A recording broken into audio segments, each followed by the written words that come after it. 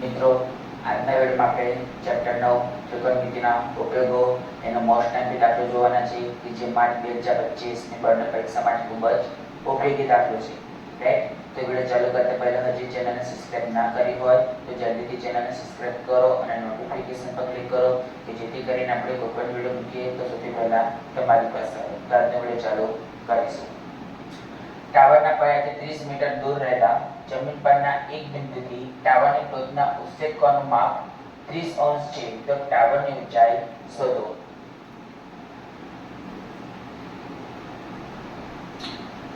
તો સૌથી પહેલા તો આપણે કાટકોણ ત્રિકોણ દોરીશું. A B C. B એ શું છે? કાટકોણ. AB એ શું છે? ટાવર. ટાવરના પાયાથી 30 મીટર દૂર. તો ટાવરના પાયાથી 30 મીટર દૂર રહેલા જમીન પરના એક બિંદુથી ટાવરની ટોચના ઉચ્ચેદ કોણનું માપ 30 અંશ છે. 30 અંશ છે. તો ટાવરની ઊંચાઈ શોધો. એટલે આપણે AB શોધવાનો છે. તો લખીશું અહીં AB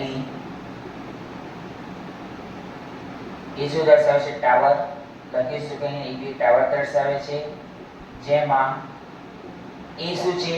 ટાવરની ટોચ, અને બિંદુ C એ શું છે? નિરીક્ષણ બિંદુ છે. શું છે? નિરીક્ષણ બિંદુ. બિંદુ C એ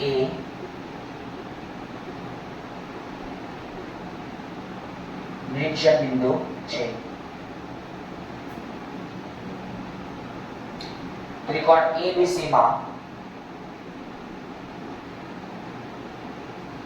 ખૂણો B બરાબર 90 અંશ, ખૂણો C બરાબર 30 અંશ. AB શોધવાનો છે. BC આપણને આપેલા છે. તો આપણે એની કઈ ફોર્મ્યુલા મૂકીએ, આપણે કયું સૂત્ર મૂકીએ કે જેની મદદથી આપણને AB મળે. રાઈટ, તો તમે tan C નું પણ સૂત્ર મૂકી શકો, cot C નું પણ સૂત્ર મૂકી શકો. એવું ફરજિયાત નથી કે ગ્રેડમાં cot C આપ્યું છે કે tan C આપ્યું છે એટલે આપણે એ જ સૂત્ર મૂકવાનું. રાઈટ, tan C નું મૂકો તો પણ આન્સર સેમ જ આવવાનો છે, cot C નું મૂકો તો પણ આન્સર તો સેમ જ આવવાનો છે. તો આપણે મૂકી છે tan C.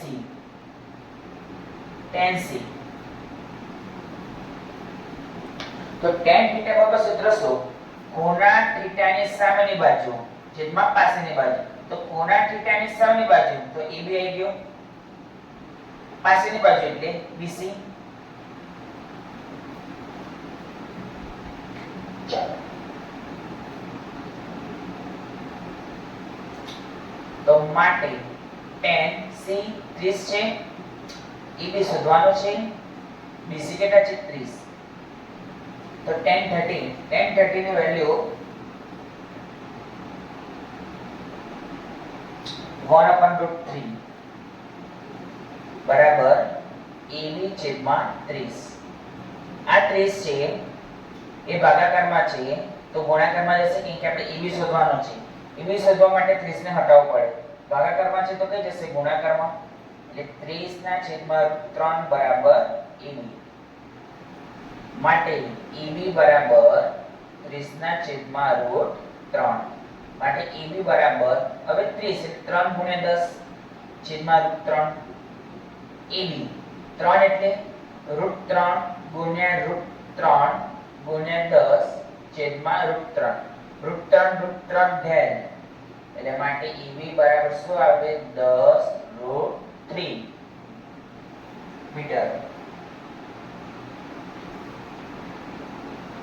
લખીશું આમ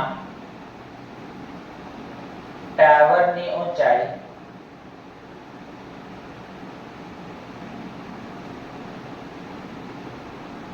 ટાવરની ઊંચાઈ 10.3 મીટર છે.